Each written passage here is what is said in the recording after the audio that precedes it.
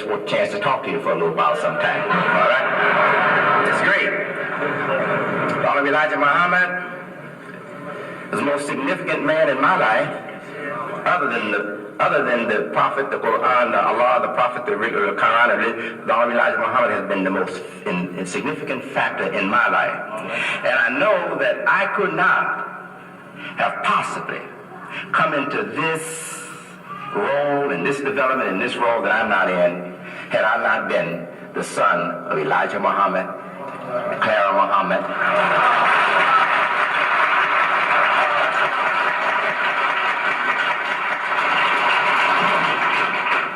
Because they endeared me to the best. They made me love the best. And they endeared me to you. And they endeared you to me. Without that, it wouldn't be. And that came from God. God intended that. Allah intended that.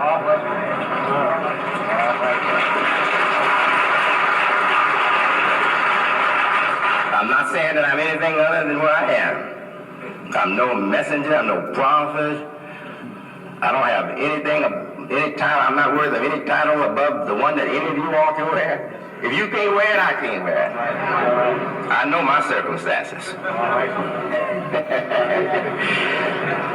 And I know some of you care so much about my father, you care so much about me as his son, that you don't like to hear that. You like to hear that I got something that nobody else can get.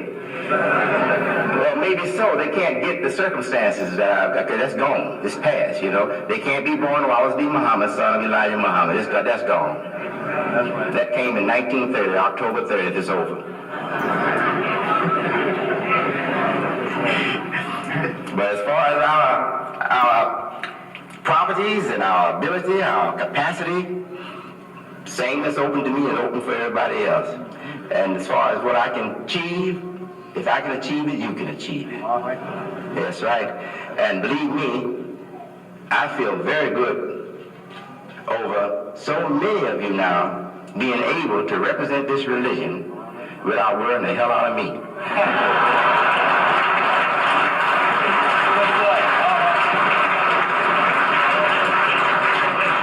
Now let me explain what I mean. They understand. Co-workers understand. I won't explain to all this so you know exactly what I'm talking about. You know what I mean when I say worry the hell out of me? What the word the hell out of me? When they put all their responsibility on me that they can't face the people with. I think I said enough.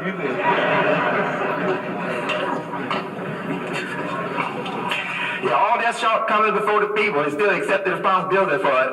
Well, you know, waiting on our Imam. The Imam have to tell us these things. The Imam, we can't move until the Imam tell us. Well, Nabi Muhammad said, the Imam Nabi Muhammad said such and such, and that's it. They can't do that anymore. Not and get away with it. Because I started moving away from that situation.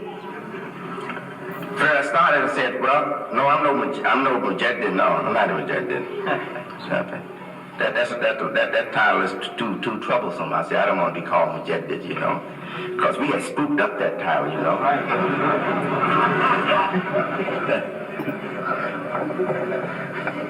And then I said, well, I'm no leader for you. So all of us, I'm leader, but I'm not no leader and responsible for your organization, responsible for your mosque. And I'm not the leader of the Nation of Islam. I'm not the leader of the West community of Islam. I'm not the leader of the American Muslim Mission. I refuse to accept to be the leader of them. To be called the leader of the American Muslim Mission. You know. At that time, I was resident Imam in Chicago. I said, I'm the leader of this congregation here in Chicago. You the leader of your congregation wherever you are, you know. I said, you be sure and tell the people that too. That's right. That's right.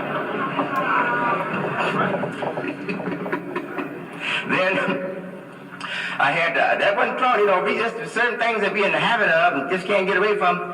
That wasn't strong enough. I still having the same problem. So I had to come out and say, I resign. Yeah. That's right.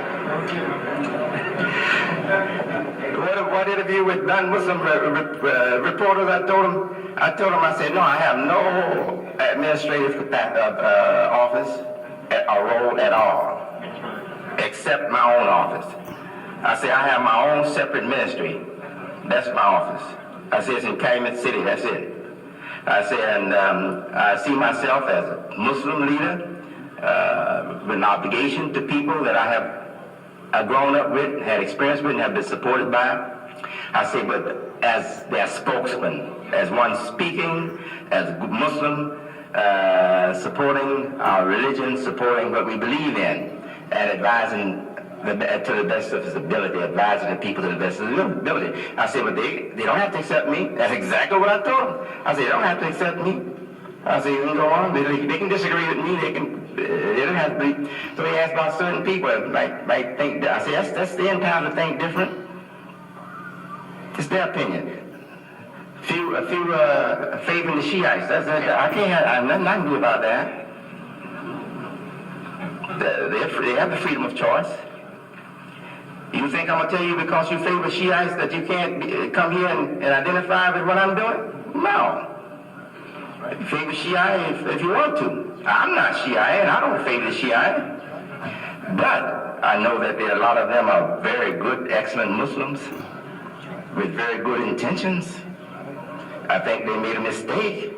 That mistake is not near as big as the mistake we made with Yaqub's history and all that, but I think they made a mistake, you know. But I'm not going to say no. We just want to try to present and keep in the focus what we believe in, what we believe to be the best for Muslims. We want to keep that in the focus.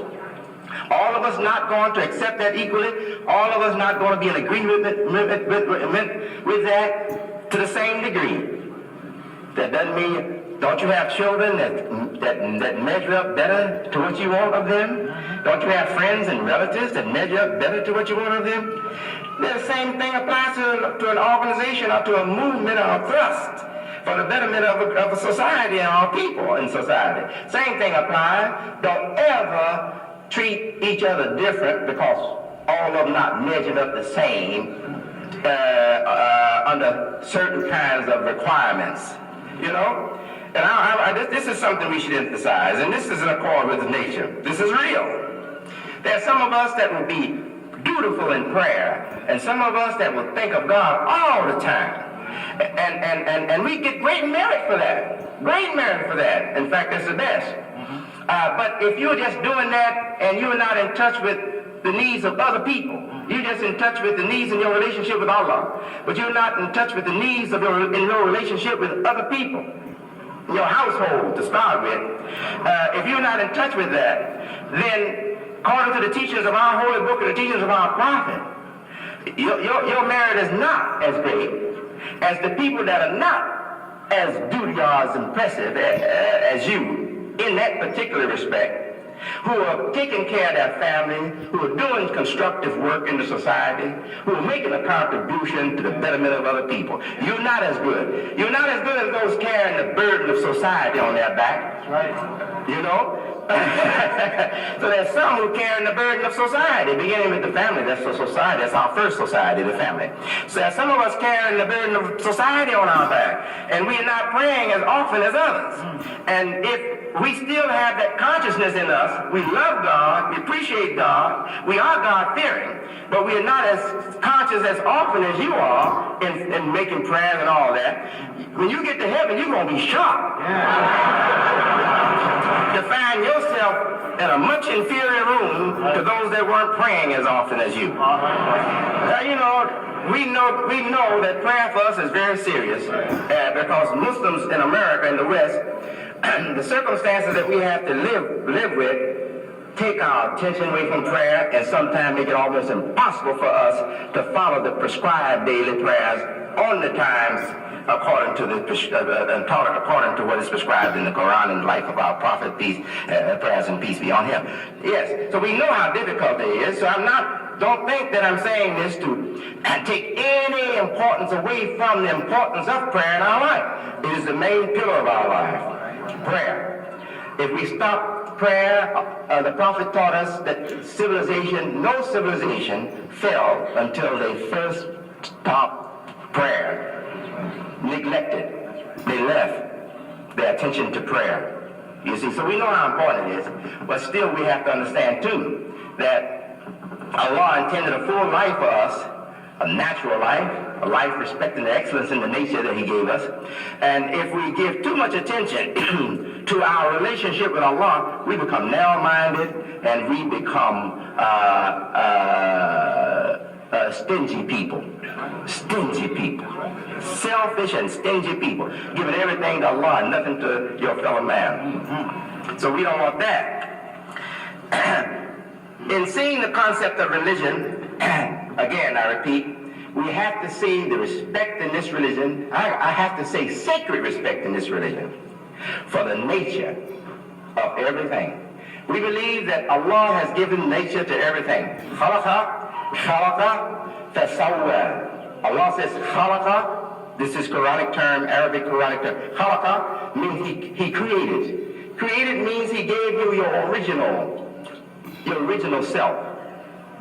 He gave you your original self. Khalaqa. Fasawwa. And proportion. Gave the proportion. But we must understand also that it is in that original gift from Allah where we find our equality.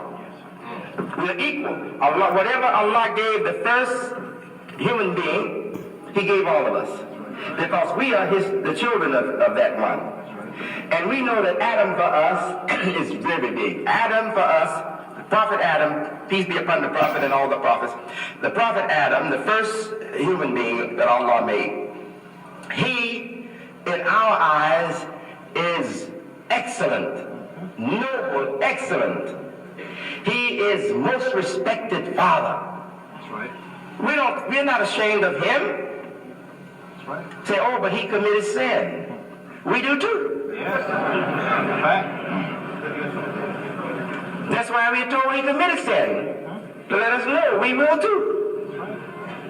Because we are not gods, we are not angels.